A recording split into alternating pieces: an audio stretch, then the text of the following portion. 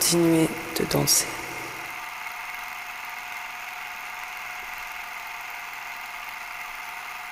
Amigos, ¿qué tal? Bienvenidos una vez más a este nuevo episodio de Cinemático. Les saluda con muchísimo gusto su anfitrión Eric Arenas. Y aquí a mi derecha tenemos a un invitado muy especial, al maestro Gustavo Paredes. Licenciado Gustavo Paredes, ¿cómo está, maestro? ¿Cómo le va? Muy bien, gracias. Muchas gracias por la invitación. Aquí estamos, como siempre, es un placer. No, gracias a usted, maestro, por haber aceptado la invitación. Ya habíamos acordado hace tiempo que nos iba a visitar para hablar de un director que usted seleccionó. Y como lo hemos estado haciendo, amigos, en esta nueva temporada, pues ya hemos tenido invitados de importancia para que vengan aquí al set de UACJ-TV de Cinemático a platicar acerca de un autor y de su trayectoria, de sus películas. Y bueno, antes de pasar al autor que el maestro Paredes seleccionó, pues les quiero comentar que el maestro Paredes está asignado al Departamento de Ciencias Jurídicas de nuestra universidad y pues también forma parte del Consejo de Cine Universitario. Maestro, ahí nos vemos constantemente en los asuntos relacionados al cinito. Ahí tenemos el gusto de colaborar, con todo gusto. Así es, y bueno, pues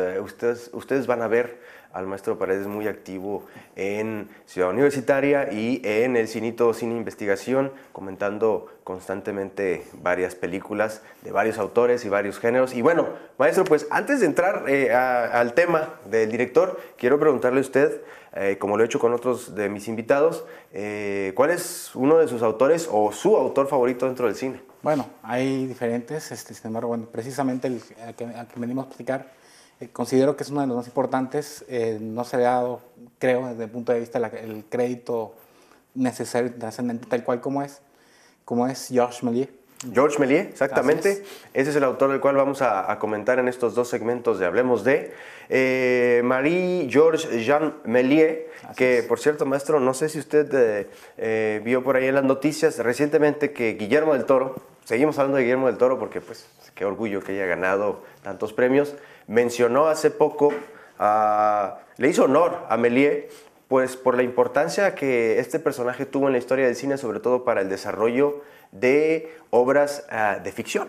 Así es, efectivamente, digo, Méliès, si bien Lumière y Edison son los precursores técnicamente hablando del cinematógrafo, como sabemos, Méliès es el padre de la fábrica de sueños, el padre de la cinematografía vista desde el punto de vista artístico, plástico.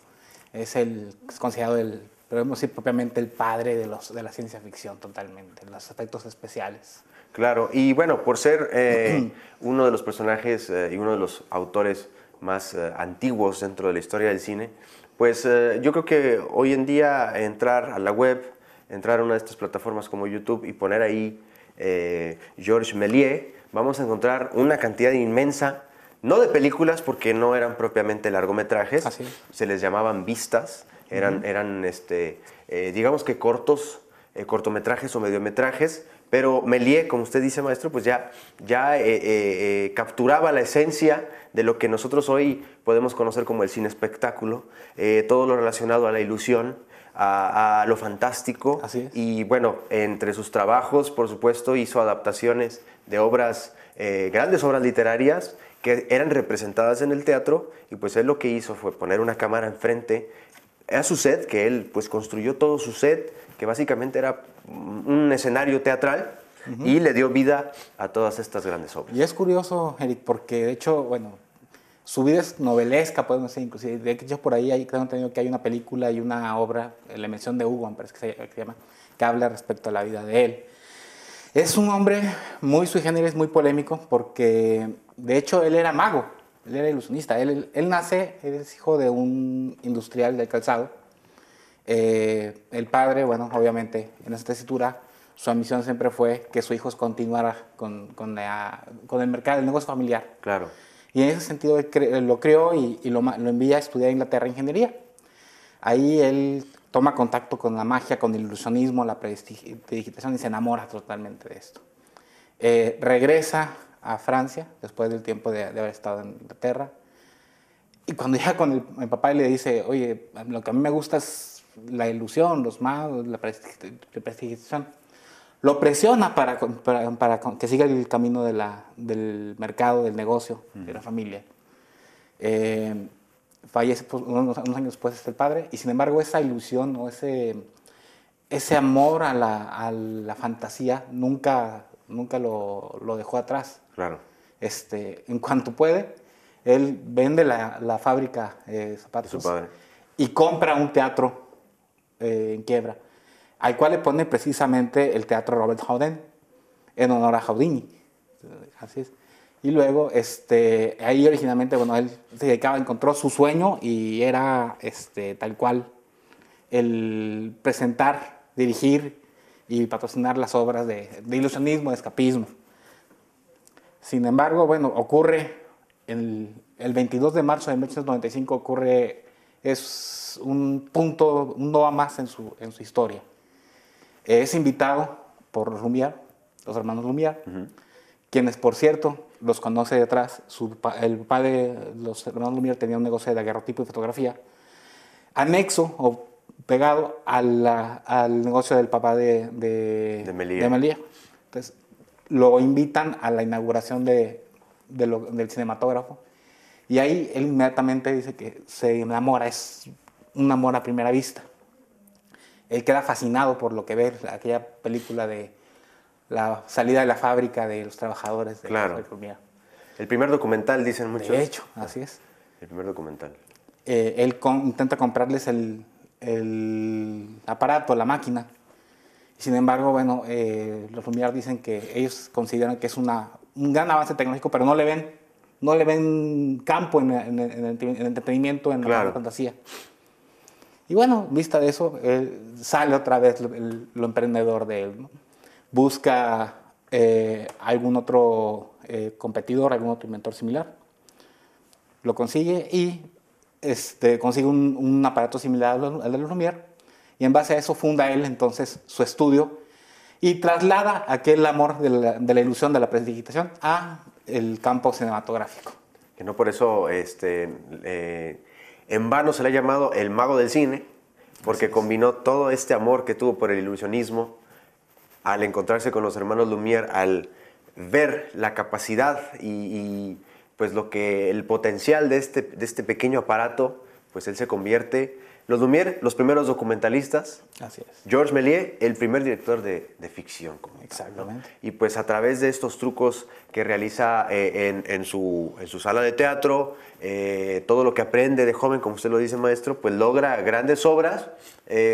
Por supuesto que en el momento pues no se le veía una gran lectura artística, pero lo que sí es que fue un pionero. Méliès es uno de los pioneros del cine, y por supuesto ver las vistas de Méliès hoy en día, pues nos quedamos maravillados por la gran capacidad y la gran imaginación que tenía este hombre para poder adaptar o para poder generar historias frente a la cámara. De una manera muy primitiva, por supuesto. La cámara no se movía, la cámara estaba estática, pero él hacía todo el resto. Aparecía, desaparecía, sobreimponía la imagen. Por supuesto, esta vista donde él aparece con una enorme cabeza, pues seguramente la primera vez que las personas, los espectadores vieron eso, seguramente quedaron totalmente sorprendidos por esa capacidad, ¿no? Y bueno, pues entre varios de sus famosos trabajos, maestro, pues está el icónico Viaje a la Luna, claro, que ya forma parte del imaginario y forma parte de la simbología cuando hablamos de cine. Está también Viaje a través de lo imposible, muchos de ellos inspirados en Julio Verne, ¿no? en estos cuentos. Pero bueno, maestro, nos queda un segmento más. Vamos a hacer este primer corte. Con todo gusto. Vamos, amigos, a hacer esta pausa porque continuamos con la sección de enfoque para que ustedes conozcan a uno de los creadores que hacen posible cine en esta frontera. Entonces, vamos a esta entrevista y regresamos más en Hablemos en Cinemático para seguir comentando con el maestro Paredes acerca del genial Georges Méliès. No se vayan.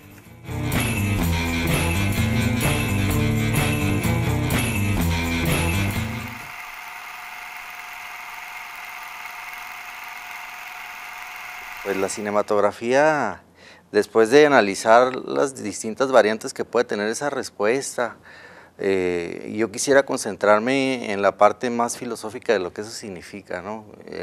La parte sustancial. El cine es poesía, si lo queremos ver de esa manera. El cine es punto de vista, el cine es punto de vista, eso también puede tener un sinnúmero de variantes, punto de vista social.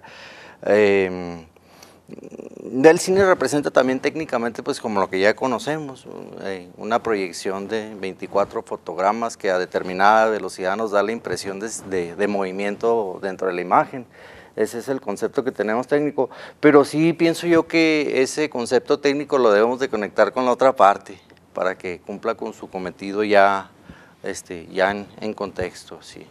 Podemos variar las técnicas y puede ser cuestión de gustos inclusive, pero sí lo que no debe de faltar y debe de ser elemental, pues es eso. Yo le agregaría pues cosas esenciales. Tiene que haber un trabajo de autoría para poderlo llamar cinematografía, pienso.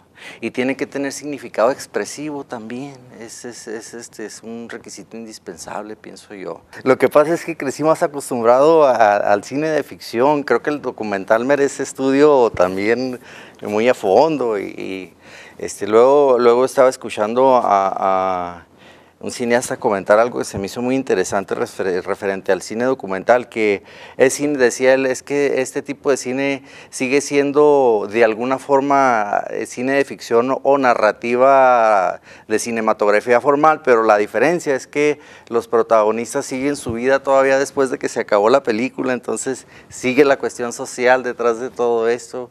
Entonces, pues sí, pero pues siempre me ha gustado mucho la narrativa y la ciencia ficción, ¿verdad?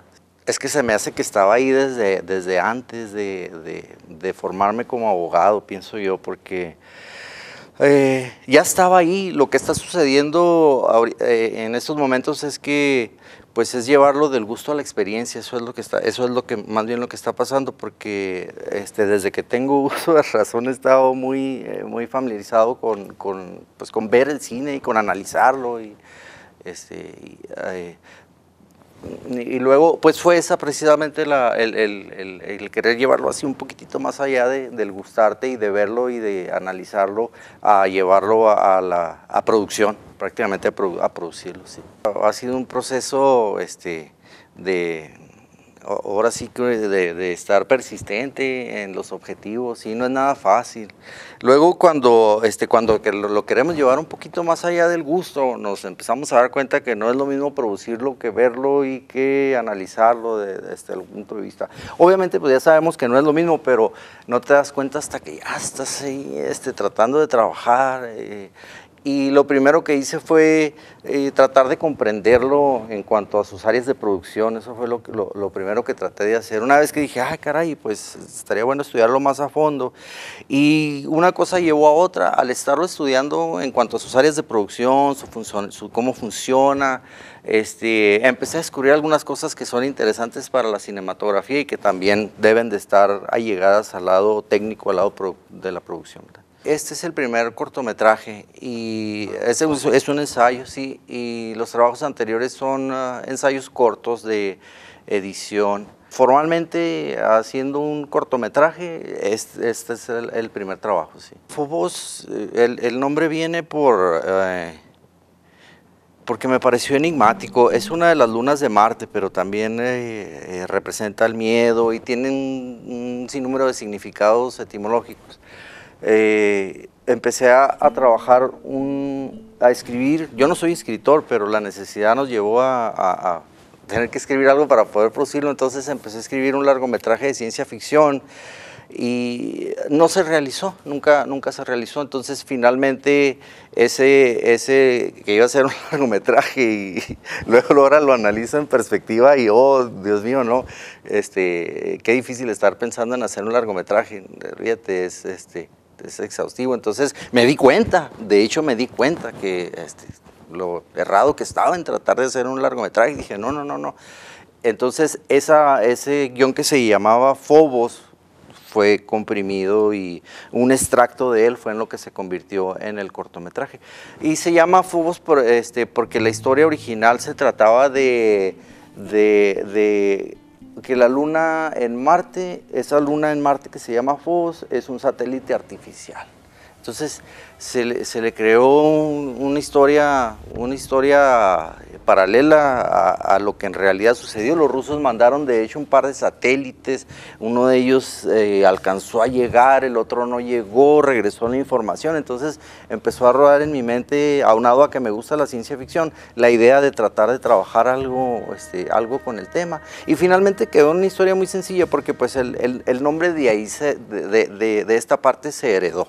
De ahí heredamos el nombre de ponerle al cortometraje así. Mientras más descubro el cine, más me doy cuenta que es un abanico de posibilidades muy abierto. Entonces, claro, sí me gusta la ciencia ficción. Lo que he aprendido es a analizarla en otros puntos de vista que no lo había visto. Estuve viendo a Tarkovsky en Stalker, por ejemplo, que es una clasificación de ciencia ficción muy distinta a la que estamos acostumbrados. Y luego descubrí a Isaac Asimov, por ejemplo, los parecidos y los similares. Y de hecho me identifiqué mucho cuando lo descubrí porque dije, ¿dónde estaba? He estado muy acostumbrado a ver desde mi infancia lo que era Twilight Zone, Amazing Stories, la historieta de bolsillo de ciencia ficción. Famous Monsters of Filmland, toda esa corriente del fandom norteamericano de los 40, 50, Ray Harryhausen.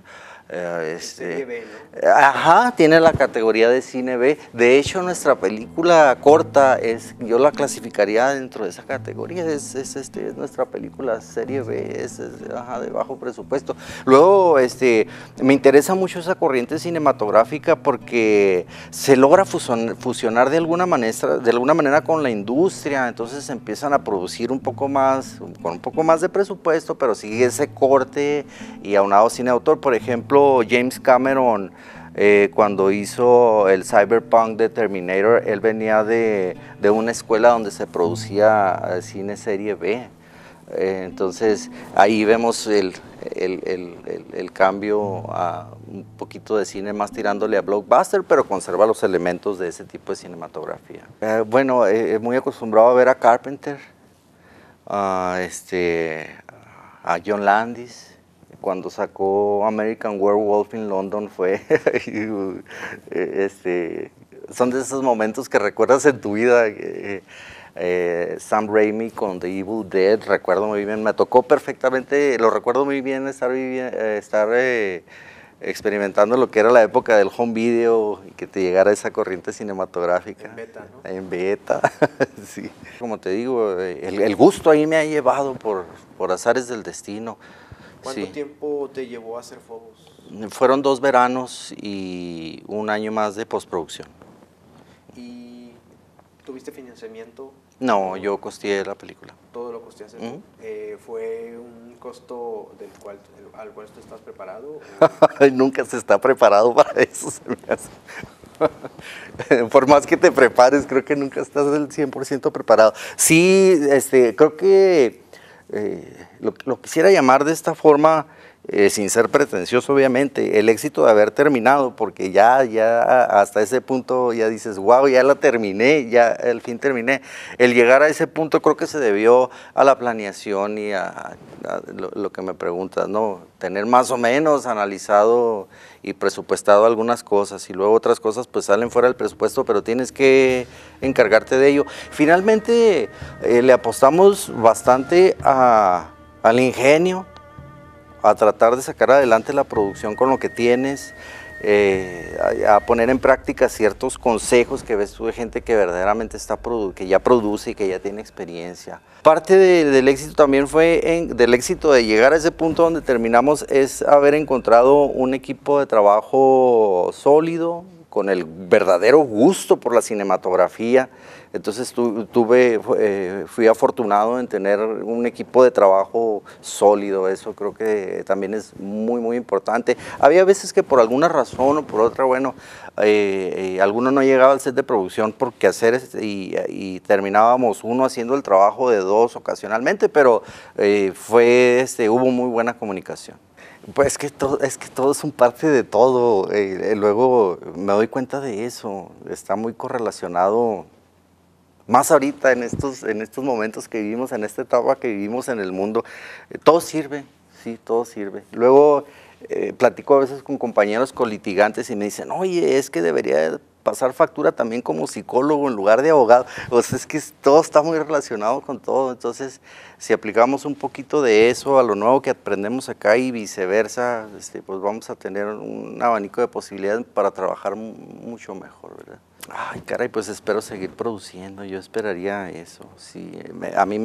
Para mí estar en nuestro set de producción que nosotros mismos hicimos, es una de las mejores experiencias que he tenido en la vida. El siguiente proyecto se supone que es un cortometraje también de ciencia ficción, que se llama Polirritmia, escrito por Enrique Godínez, ese es el compromiso que tenemos después de terminar esto, tratar de ver la manera de brincarnos a ese canal y seguir produciendo. ¿Sí? Un aficionado de corazón, eso es lo que soy para el cine. Siempre voy a estar al pie del cañón como aficionado por el gusto de verlo, por el gusto de disfrutarlo, por seguir aprendiendo. Me interesa mucho seguir aprendiendo de cinematografía, entonces siempre voy a estar al pie del cañón para la cinematografía en ese sentido, sí, abierto completamente para aprender.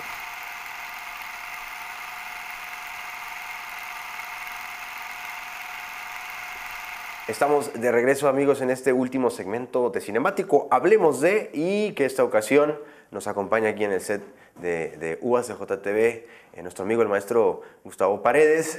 Maestro, pues ya tuvimos oportunidad de ver una de las entrevistas con uno de los creadores aquí juarenses, que por cierto, cabe mencionar que es abogado, joven director y abogado también, y bueno, pues ya ustedes podrán revisar con más calma en el canal de YouTube de UACJ TV la entrevista con este creador y por supuesto lo que estamos comentando en estos momentos el maestro Paredes con todos ustedes. Y hablamos de Georges Méliès, maestro. Así es, Eric. De Méliès, el gran mago del cine, pero que también se encontró con bastantes problemas conforme fue avanzando en su carrera. Sin embargo, en cuanto a técnica, maestro. Ok, claro que sí. Comentábamos los grandes avances que tienen, aparte de ser considerado el padre de la ciencia ficción y los efectos especiales, por todo el manejo que tenía y la herencia del ilusionismo, también se le reconoce inclusive ser el padre de la iluminación de las películas. ¿Por qué? Porque él agarraba las películas y a mano fue el primero que se le ocurrió colorear o iluminar o darle más vida al cine en general, a la película en general. Claro. Y respecto a, ahora sí que el golpe de realidad, a lo mejor con la economía, bueno, pues Méliès quiso, al final empresario, dedicarse de una manera profesional, mercantil a esto, y trascendió a Estados Unidos, tengo entendido, para comercializar sus películas. Él hizo simplemente alrededor de 500 películas, se dice aproximadamente, con 500 vistas, bueno, vamos. Ajá, así es. Pero se topa, por un lado, bueno, con el corporativismo de las industrias Edison en América y en Francia con el grupo Pathé, que bueno, prácticamente habían saturado el naciente mercado fílmico y no pudo con recursos monetarios combatir a ellos. Además de esto se le viene un problema muy fuerte que es el surgimiento de los problemas que se caen en la Gran Guerra. Claro. Vamos, Méliès construye su estudio, se conoce como la Casa de Cristal, mediamente de cristal. Incluye, bueno, aparte técnicas, tiene un montón una cantidad enorme de trabajadores también al respecto.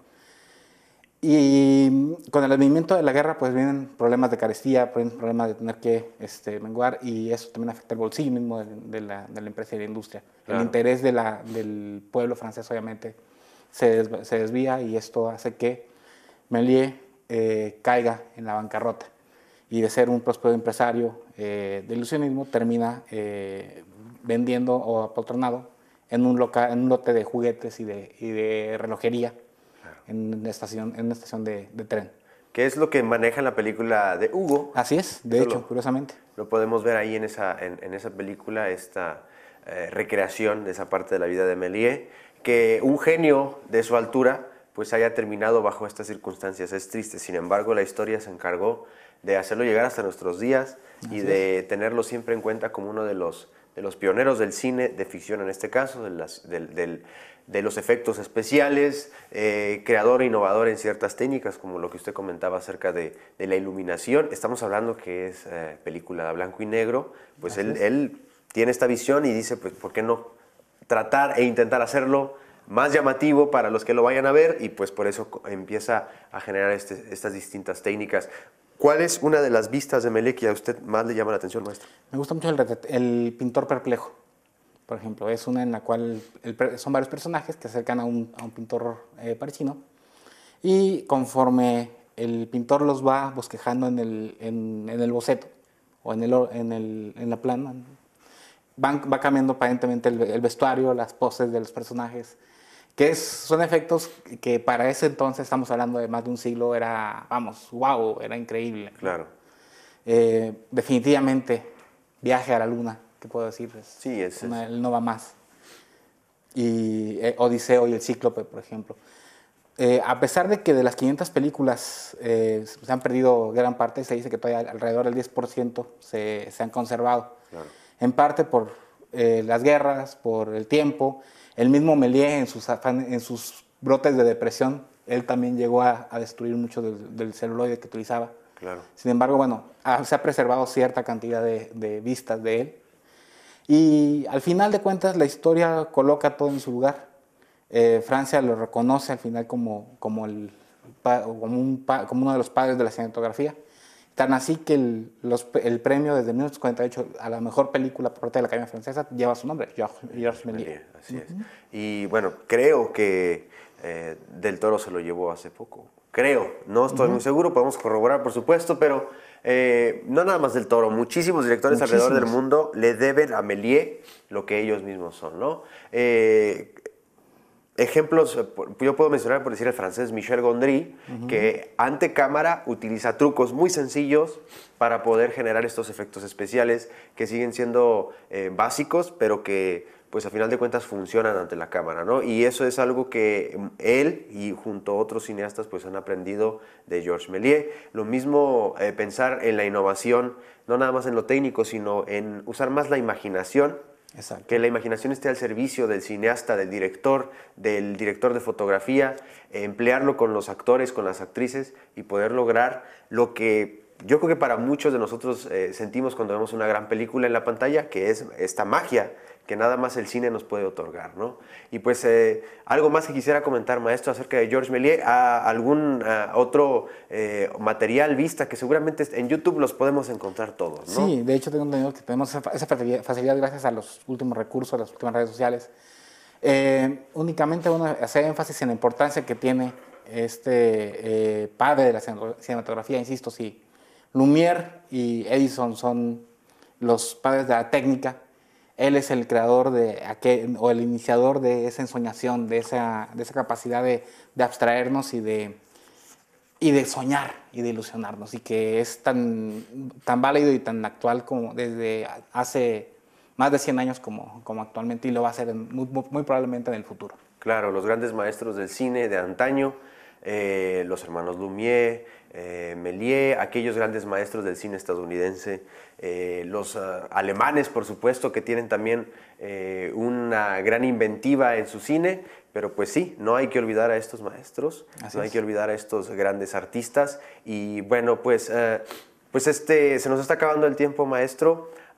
Igual nos queda a nosotros, tanto el maestro Paredes como su servidor, recomendarles que busquen en YouTube. Desafortunadamente, afortunado y desafortunado también es que no es tan fácil encontrar colecciones, tal vez en DVD o en Blu-ray. Seguramente existen por ahí algunas si escarbamos en la web, pero pues la facilidad que tenemos es entrar directamente a YouTube, teclear ahí Georges Méliès y nos van a aparecer una cantidad amplia de vistas. Ya lo decía el maestro Paredes, fueron más de 500, seguramente podrían haber sido más, maestro. Así es. Pero pues el paso del tiempo y las circunstancias hicieron que muchos de estos trabajos se perdieran, se destruyeran, pero pues ahí está el legado de Georges Méliès. Bueno, maestro, no me queda más que agradecerle que nos haya acompañado esta ocasión aquí en Cinemático, pero va a estar con nosotros más adelante, ¿cierto? Así es, Eric. Al contrario, el agradecido soy yo por permitirme la oportunidad de compartir con ustedes un poquito esta pasión que tenemos por el arte, el séptimo arte, la cinematografía, la fábrica de sueños. Así es, la fábrica de sueños. Pues gracias a usted, maestro.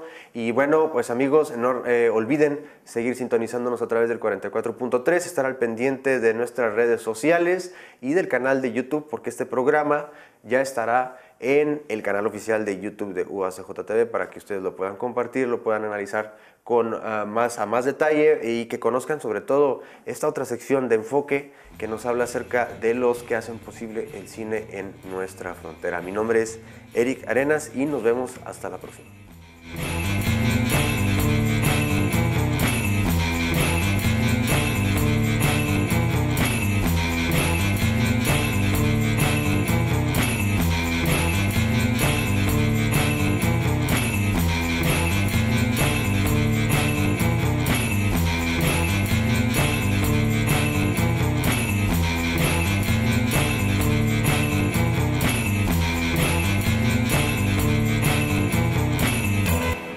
Continuez de danser.